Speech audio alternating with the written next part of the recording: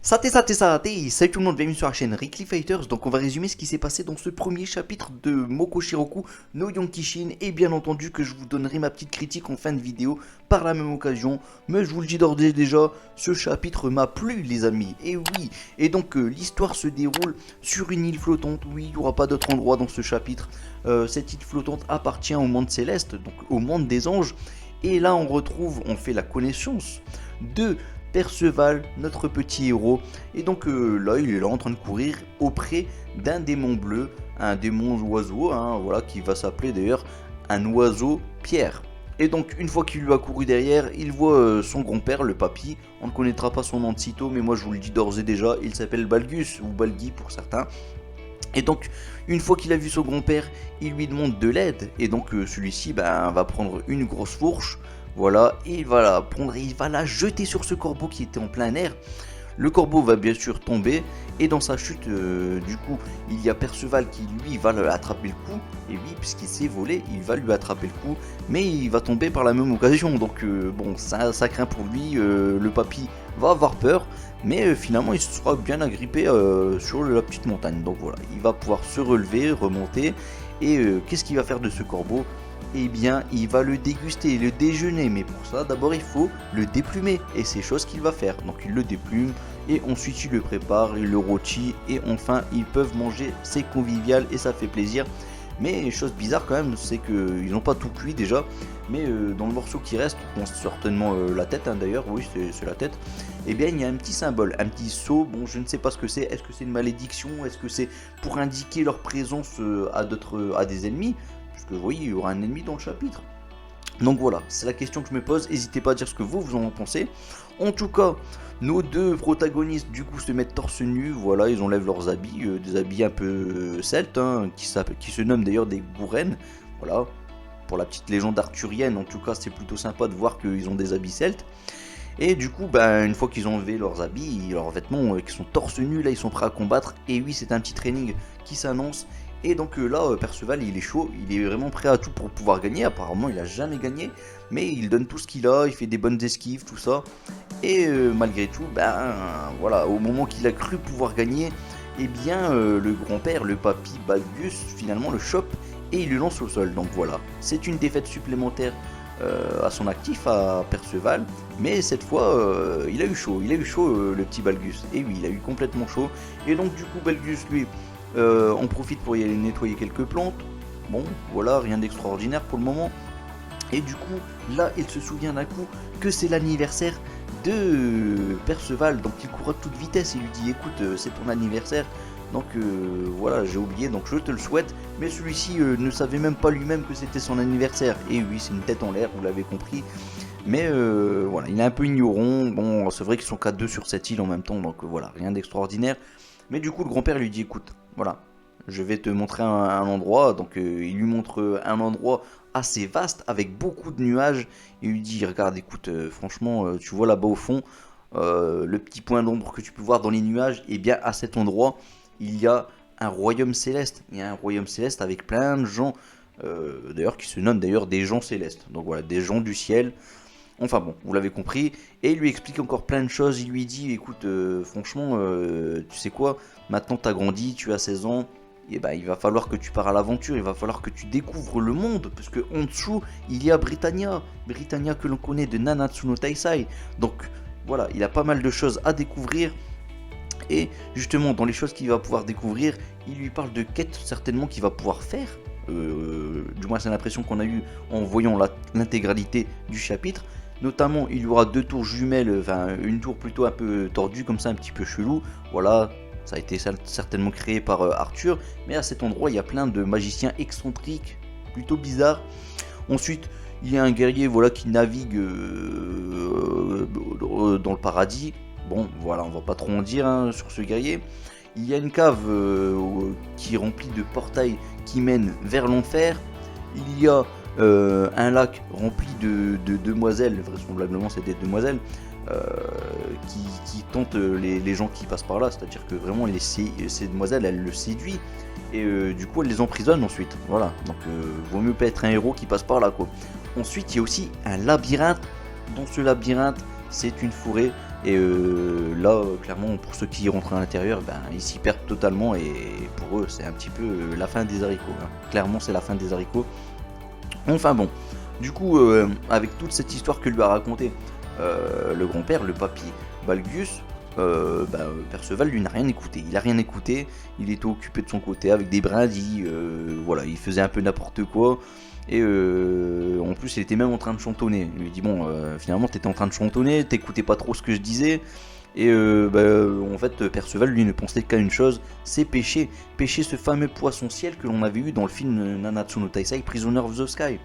Et donc du coup, voilà, en tout cas il n'est pas intéressé pour partir à l'aventure, c'est ce qu'il a dit à son grand-père. Et voilà comment finit la nuit avec cette petite dégustation d'un poisson qu'ils ont attrapé, un poisson ciel. Donc voilà, c'est le petit poisson céleste que l'on avait dans le film, hein, comme je viens de vous le dire. Donc voilà, il le déguste, c'est convivial et du coup, il y a quand même Balgus qui parle du père de Perceval. Il lui dit qu'en gros il est mort, hein, il a que là 16 ans. Donc voilà, bon, un petit peu triste sur le coup, mais bon, il va s'y faire. Surtout que là maintenant il est quand même, il est quand même avec son papy, donc voilà, c'est le plus important. Il est pas tout seul. Mais bon, il lui dit quand même qu'un jour, il va falloir quand même qu'il protège des gens, lui aussi, le petit Perceval. Et du coup, Perceval il dit que justement il va protéger son grand-père quoi qu'il arrive, qu'il sera toujours là pour le protéger. Bon, le grand-père lui, il lui renvoie le truc, il lui dit non, écoute, c'est moi qui vais plutôt te protéger. Voilà, il y a la petite embrouille entre les deux, mais bon, peu importe. En tout cas, on voit que le grand-père lui a inculqué pas mal de choses. Voilà, il lui a donné une bonne éducation. Il lui dit surtout qu'il va falloir plus tard qu'il protège les faibles. Et ça, c'est le plus important, avec une belle phrase qui nous fait d'ailleurs montrer que finalement, le grand-père, anciennement, c'était certainement un guerrier sacré. Voilà, un chevalier sacré. Donc voilà, c'était pas n'importe qui. On l'a compris. Et donc voilà, avec tout ça, maintenant, la nuit est finie, nos deux protagonistes s'endorment, et là c'est la pleine lune les amis, c'est la pleine lune. Et que se passe-t-il lors d'une pleine lune? C'est le loup-garou. Mais non, c'est pas vrai les amis. Alors, du coup, pendant cette pleine lune, du coup, ça n'a pas permis à notre petit héros Perceval de bien dormir. Donc il s'est réveillé, il est parti sur une petite colline, là où il avait pu voir les nuages. Mais cette fois-ci, bon, vu que c'est la pleine lune, tout ça, il y a le ciel bien dégagé. Il y a aussi pas mal d'étoiles, donc du coup, lui, il contemple un petit peu tout ça. Et il repense notamment à ce que lui a dit finalement son grand-père. Parce que finalement, et oui les amis, il l'a écouté. Il a écouté son grand-père, tout ce qu'il lui a dit à propos du guerrier qui se promène voilà, avec son bateau au paradis sur des nuages tout ça, voilà, qui vogue sur les nuages. Voilà, il y a eu ça. Il y a eu aussi l'endroit un petit peu tordu, voilà, qui part un petit peu en vrille, où il peut trouver des magiciens excentriques, tout ça. Enfin voilà, il repense à tout ça et finalement il se dit, mais oui, c'est une bonne chose. L'aventure, c'est quelque chose qui m'intéresse finalement. Donc lui, il aimerait y aller à l'aventure. Il aimerait y aller à l'aventure. Et donc là, il se dit, mais mince, il est tard quand même, faudrait peut-être que je rentre. Donc là, il commence à courir, il fait des galipettes, il est un petit peu fou. Et finalement, le pauvre, il était tellement fatigué qu'il tombe au sol et qui s'endort. Et il fait un petit rêve. Bon, je vois pas pourquoi on nous a mis ce rêve, mais en tout cas, il a fait un rêve de son grand-père qui lui dit que voilà, il est par ici, qu'il l'entend, tout ça. Voilà. Peut-être une façon de dire que voilà, il est auprès de lui. Après, je sais pas. En tout cas, c'était qu'un simple rêve. Et au réveil à son chevet, il aperçoit quoi? Une petite silhouette, les amis. Cette silhouette n'est autre que un cavalier qui se promène justement sur une barque. Ça vous rappelle quelque chose, cette fameuse barque? Eh ben oui, on en parlait justement dans l'histoire qu'avait raconté Balgus, donc le grand-père. Et bizarrement, il y a une barque qui arrive avec un cavalier dessus, quoi. Donc ça craint, c'est plutôt bizarre. Donc lui, c'est une sorte de juge et de messager, en tout cas voilà. C'est l'un des quatre cavaliers, il est là, il est présent. Et bon, au départ, il a l'air plutôt gentil. Il dit qu'il recherche quelqu'un, un vieil ami, plus ou moins. Et le seul personne qui pourrait rechercher, c'est le papy, hein, on a bien compris. Et du coup, gentiment, Perceval lui indique où se trouve justement son grand-père. Et donc, voilà, là, il part pour y aller le voir. Pendant que Perceval, lui, de son côté, essaye de jouer un petit peu avec la barque. Mais bon, cette barque, elle est un peu spéciale, sachant que la barque, elle naviguait quand même sur des nuages. Donc, c'est pas rien. Voilà, c'est pas rien. Donc du coup, Perceval n'arrive même pas à jouer avec les pagaies, tout ça, bon, il n'y a rien qui va. Et du coup, on retrouve donc le papy qui lui est en train de couper tranquillement avec son épée, une épée sacrée que lui avait été donnée justement lors de sa remise de son titre. Donc il est là en train de couper, je sais pas quoi, un morceau de viande ou un truc dans le genre, comme si c'était un couteau. Et bon, ça plaît pas à son vieil ami, parce que c'était vraiment un vieil ami apparemment. Et donc du coup, là il y a un petit combat qui se fait entre les deux, et rien ne va plus. Malgré ça, tout ça, il y a eu des bons échanges, tout ça, mais Balgus, lui, a du mal à prendre le dessus. Sachez que cet ennemi se nomme Ironside, voilà, comme ça je vous l'aurais dit. Et du coup, le pauvre Balgus, il se fait percer de façon comme si c'était une croix, bam, et ça perce en plus la montagne qui était derrière de la même façon.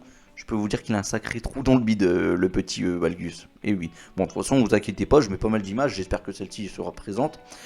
Et donc, il y a quand même Perceval qui s'est dit, mais mince, en fait, il a pas l'air si gentil que ça, et qu'il est, voilà, là, il est venu pour aider son grand-père, il voit que, justement, son grand-père s'est fait attaquer, qu'il vient de se faire percer le bide.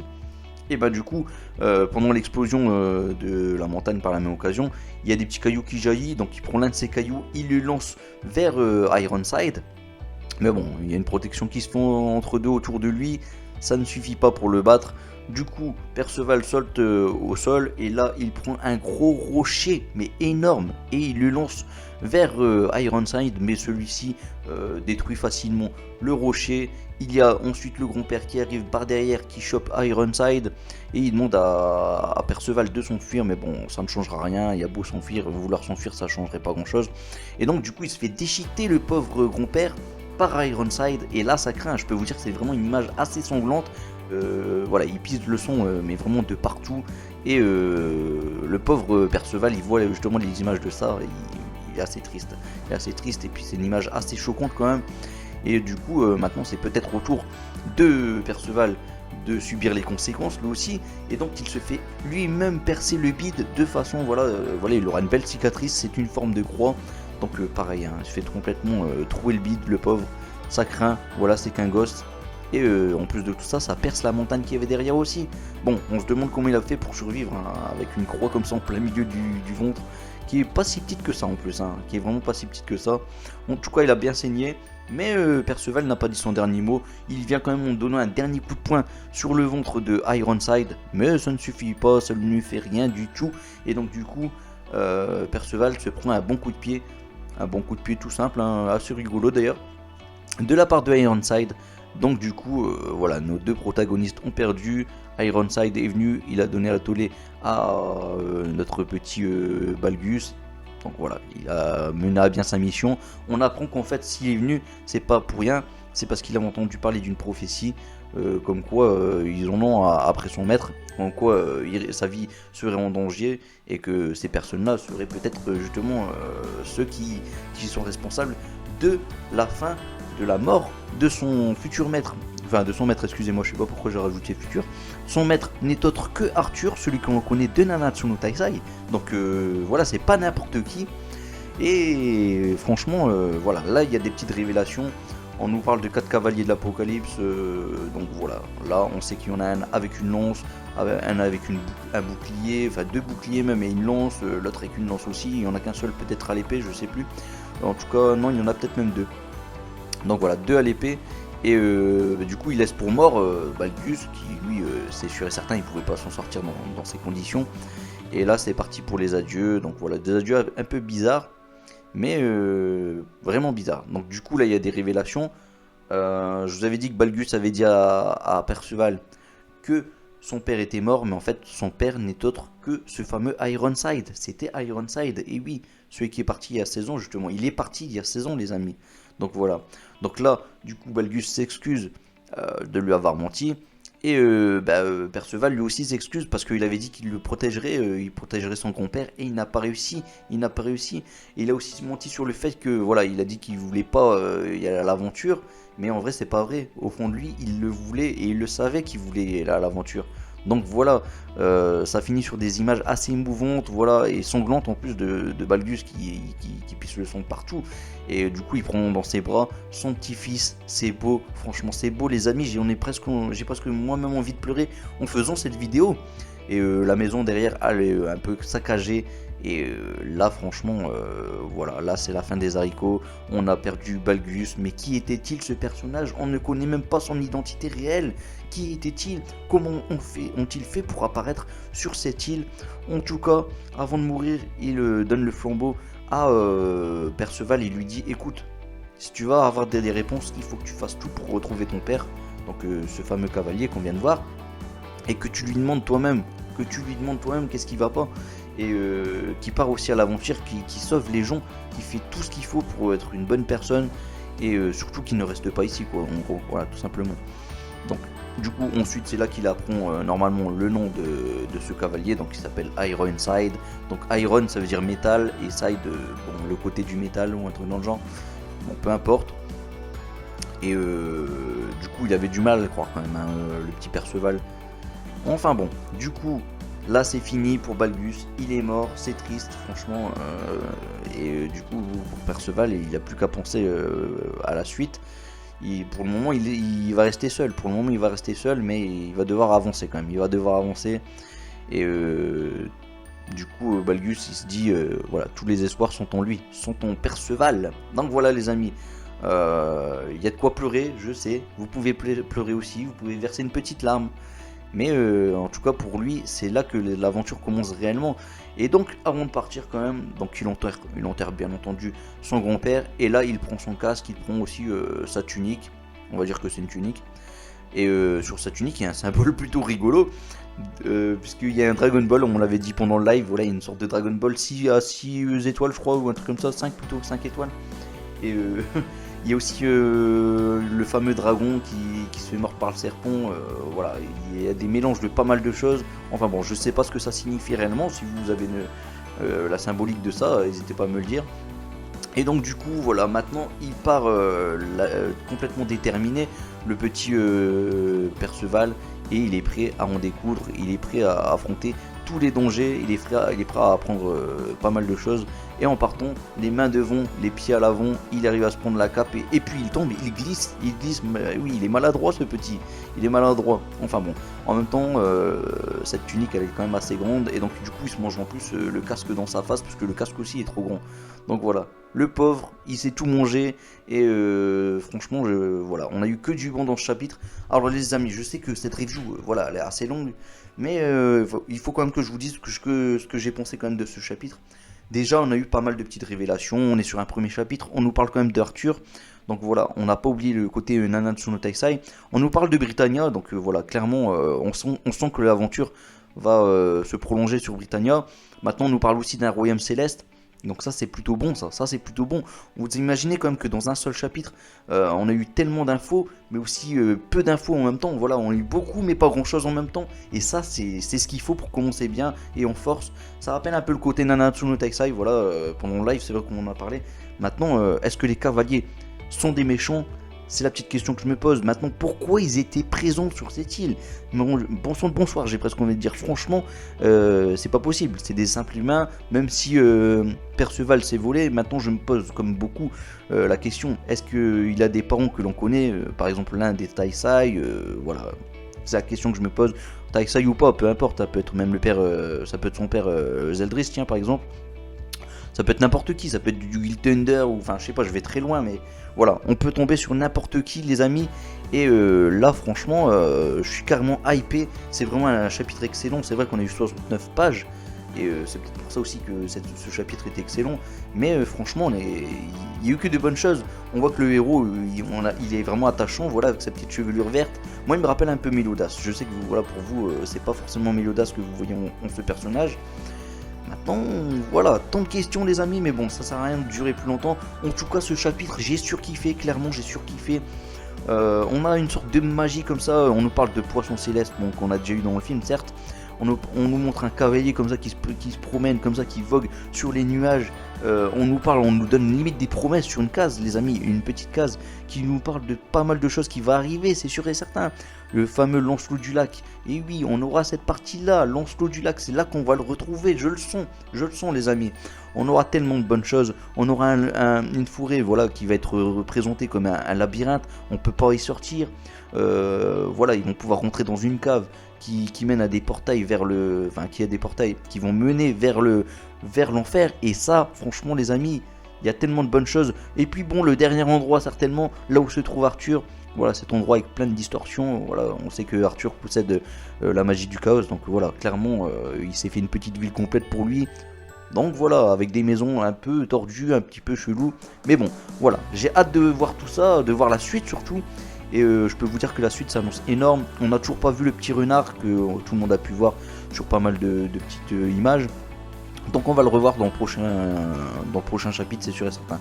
Bon voilà, j'ai assez parlé les amis. Donc on se retrouve pour le prochain chapitre, pour la prochaine review. Donc du coup le chapitre 2. Et je pense qu'il va sortir la semaine prochaine. Donc voilà, pour la semaine prochaine je serai présent. Je pense pas que je vais faire forcément un live chaque semaine. Maintenant je vais en faire au moins un par mois. Je sais pas si ça vous convient, mais du coup je vous invite à venir sur les lives au moins à chaque fois que je les fais quoi. Voilà, venez nombreux, ça ferait vraiment plaisir. Là on a fait un premier live, je trouvais ça sympa, c'était vraiment convivial. On invite des gens aussi sur Discord, les gens peuvent parler, voilà, même si vous êtes nouveau à venir sur la chaîne, il n'y a pas de souci. Juste on est limité en nombre, voilà, je prends maximum, mais vraiment maximum 5 personnes avec moi.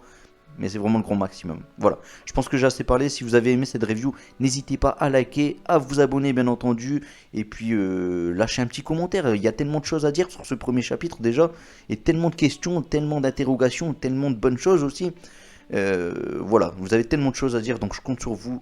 Dites vraiment ce que vous avez sur le cœur. Et moi je vous laisse un saté. Et je vous fais un Masenko en espérant qu'il vous guide vers la victoire. Salut tout le monde, ciao ciao ciao, Masenko.